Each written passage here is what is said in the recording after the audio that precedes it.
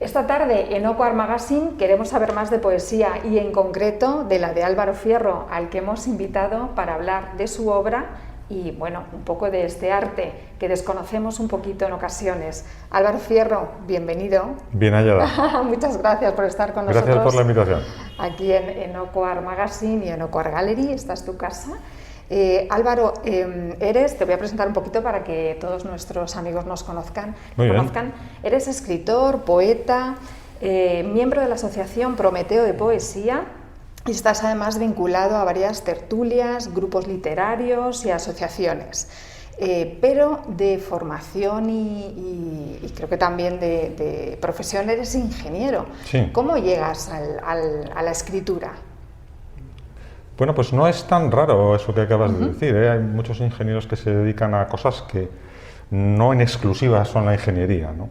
Pues yo qué sé, tenemos el ejemplo de Wittgenstein, que es un filósofo muy famoso, ¿no? Pues era ingeniero también. Sí. O tenemos a Gabriel Celaya, que es otro ejemplo así ilustre, que asimismo era ingeniero industrial como yo. ¿Cómo llegué? Pues verás, yo cuando me iba a casar le hice un regalo a mi mujer convencional. Y al mismo tiempo me planteé el hacer algo yo mismo, y como no he sabido pintar, no me han llamado por ahí, no soy tampoco músico, no sabía qué hacer, ¿no? Entonces me ocurrió escribir unos poemas sin tener ni la menor idea de cómo se podía hacer aquello.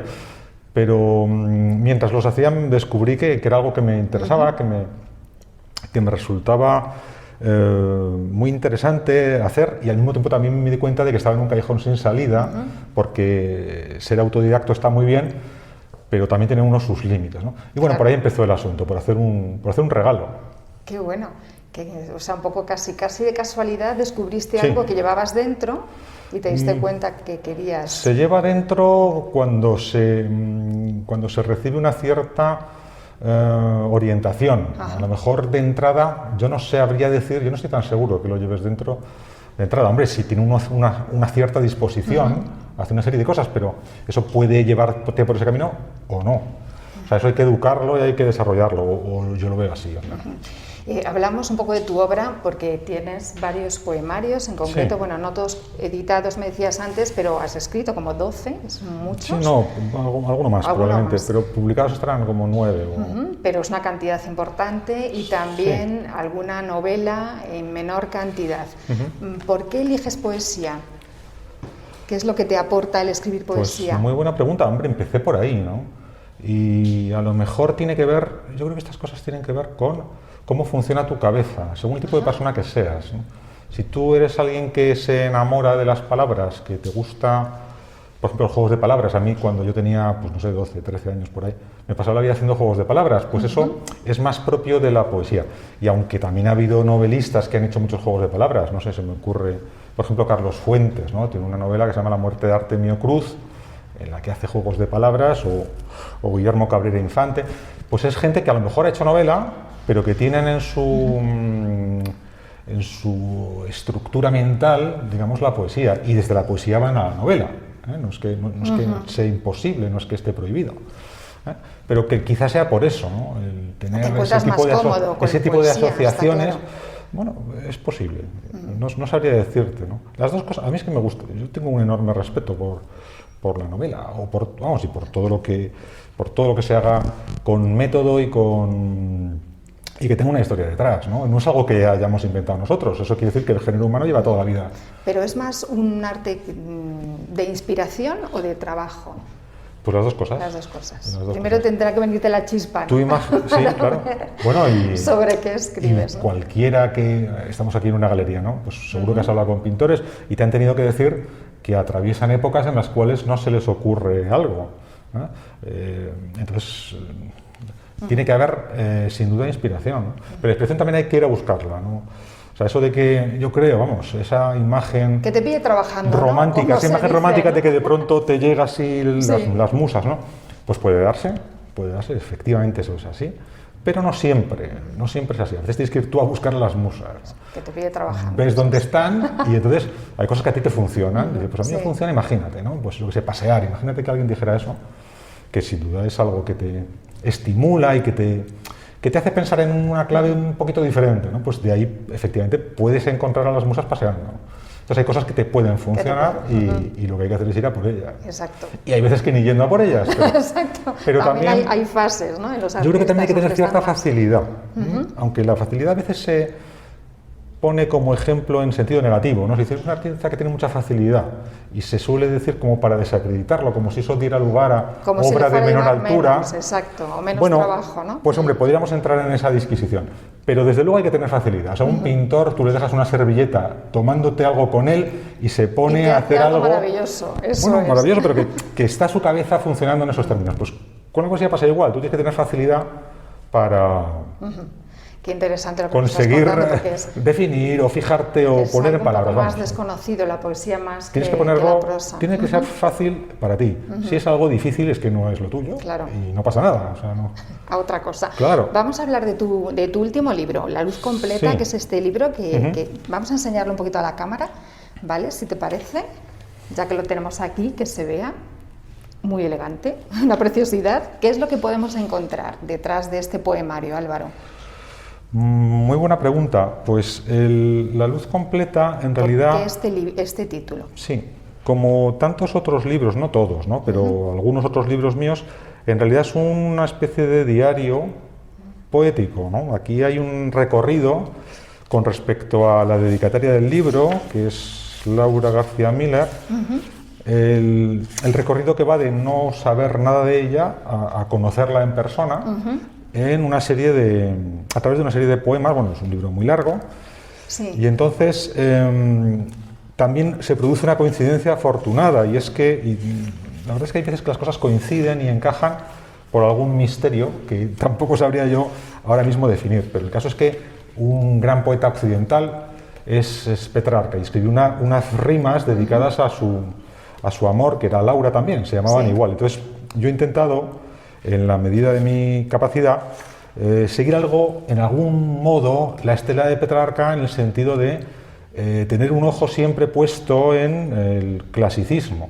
Tiene que haber clasicismo, pero también tiene que haber actualidad. O sea, nadie en su sano juicio tomaría esto por un poemario escrito al final de la Edad Media, que es cuando vivió Petrarca, ¿no?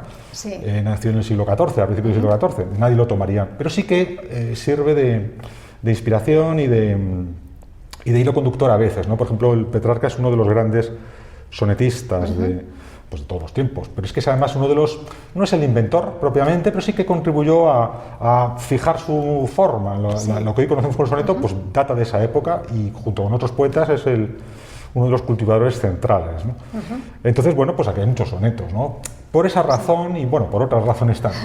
O sea que digamos que ¿qué se va a encontrar el lector? El lector, pues una posible manera de amar en la época en la que estamos, ¿no? A través de la palabra. Y la huella que eso tiene en la poesía, y no solo en la poesía, sino también en el pensamiento, porque la poesía sin pensamiento no es nada, ¿no? O yo lo veo así. Entonces también hay muchos elementos que tienen que ver o que proceden de la filosofía o de la psicología, ¿no? Pues eso es lo que se van a encontrar, o eso es lo que me gustaría a mí que encontraran. Claro, luego cada uno encontrará lo que acierte a encontrar, porque al final hay tantas lecturas como lectores, ¿no? De modo que... ¿Y cuál ha sido el proceso creativo de este libro? ¿Cómo lo has ido construyendo? Bueno, pues esto se ha escrito a partir de fotografías, fundamentalmente, ¿no? Hasta un cierto momento en el que yo ya conocí en persona a Laura, y ya en las fotografías también salgo yo, en un cierto momento, pero inicialmente no. Entonces se ha hecho a través de fotografías, y se ha hecho con mucha rapidez, porque bueno, a veces a uno lo visitan las musas también, y lo hice pues con mucha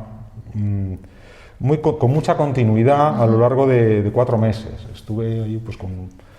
Te pilló en un momento en que necesitabas expresar y aprovechaste. Bueno, en realidad la cosa se realimenta, o sea, digamos que la inspiración te viene de Laura en concreto, pero el hecho de escribir también te coloca en una serie de, como si dijéramos, una especie de raíles, ¿no? Y luego ya pues sigues por esos raíles que la situación ha propiciado. Porque entonces es un ir y venir, digamos. Es una necesidad, ¿no?, en ti, me imagino, de comunicar o de expresar de alguna manera a través de la palabra. Bueno, quizás sí sea la manera de definirlo, sí, una necesidad, sí, efectivamente. Sí. Una cosa, me da la sensación que en los últimos años ha habido un auge de poetas y de poesía, es una sensación que tengo, o yo me voy encontrando con ellos bastante más. ¿Es real esta sensación? Pues es muy interesante, porque fíjate, a la poesía no le ha hecho caso a nadie nunca. Por eso. No, tradicionalmente embargo, es algo que no ha tenido ni lectores, o sea, siempre ha habido muchos más. Decía Luis Jiménez Martos, parafraseando a Becker, que podrá no haber poesía, pero siempre habrá poetas. O sea, poetas ha habido siempre muchos, pero nunca les ha hecho caso casi nadie. ¿Qué pasa? Que ahora con las redes sociales, pues efectivamente hay una generación nueva de gente que tienen una serie de características, pero que tienen también audiencias más grandes, ¿no? Y yo me acuerdo alguna vez en la Feria del Libro que sí que he visto que hay gente con muchísimo predicamento y que tiene muchos seguidores, ¿no? Entonces, bueno, eso como todo en la vida. Pero hay más publicaciones, ¿no? Más publicaciones. O sea, no a la poesía que te encuentras en las redes, que eso es, bueno, a lo mejor ocasionalmente, pero publicaciones, libros, ¿no?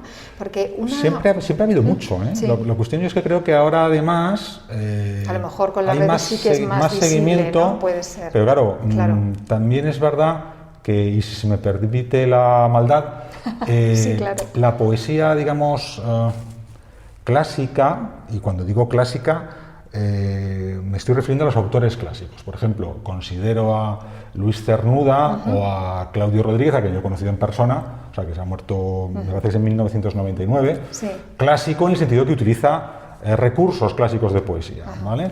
U otros muchos, no hay por qué extenderse en esto. Entonces, tienen cierto clasicismo. Los que, a lo mejor, a los que tú te estás refiriendo, yo creo que van por otro lado, que tiene otras fuentes de inspiración, que pueden ser, por ejemplo, la canción, o el rock, o otro tipo, o el cine, vienen más bien de ahí, no vienen de la tradición poética.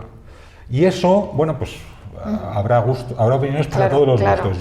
Yo considero que si utilizas el español, pues tienes la obligación de conocer en algún grado. Tampoco es que seas un filólogo o un expertísimo en según quién, pero sí que tienes que saber algo, ¿eh? Entonces, ya digo, mucha de la poesía que tú mencionas procede de otros mundos distintos al de la propia poesía.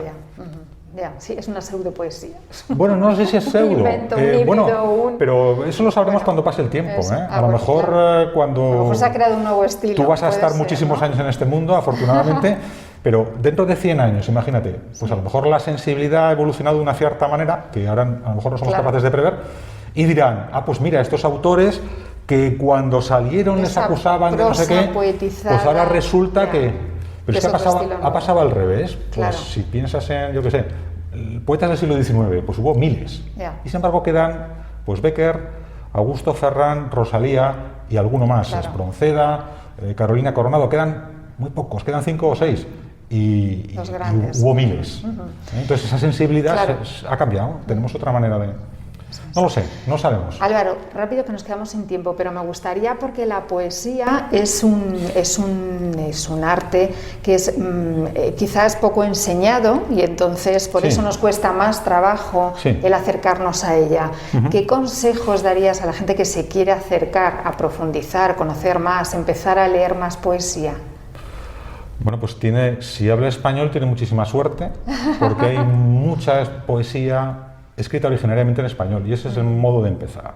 Yo creo que tiene interés cogerse a los autores centrales de nuestra tradición, que todo el mundo los conoce. ¿A los clásicos? Sí, y luego también, por un lado los clásicos, y luego también sería interesante clásicos del siglo XX, porque también a lo mejor leer a Góngora, pues no todo el mundo... Claro, o te gusta la literatura clásica, a lo mejor quizás no a todo el mundo le iría bien. O sea que, por ejemplo, los autores de la generación del 50 son autores que han vivido hasta bien entrado el siglo XX, alguno hay todavía por ahí danzando, y entonces yo creo que esos son autores con los que uno puede compartir el mundo en el que vive, porque tiene preocupaciones parecidas.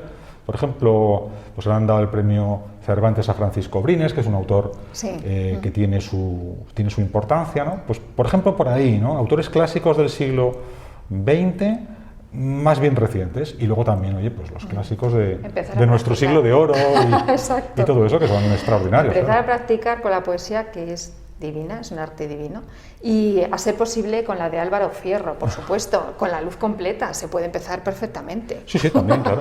¿Cómo no? Claro que sí. Por supuesto. Me contabas que además de este libro publicado, estás a punto de editar otro o algo así, o en unos meses. Bueno, sí, en principio sí,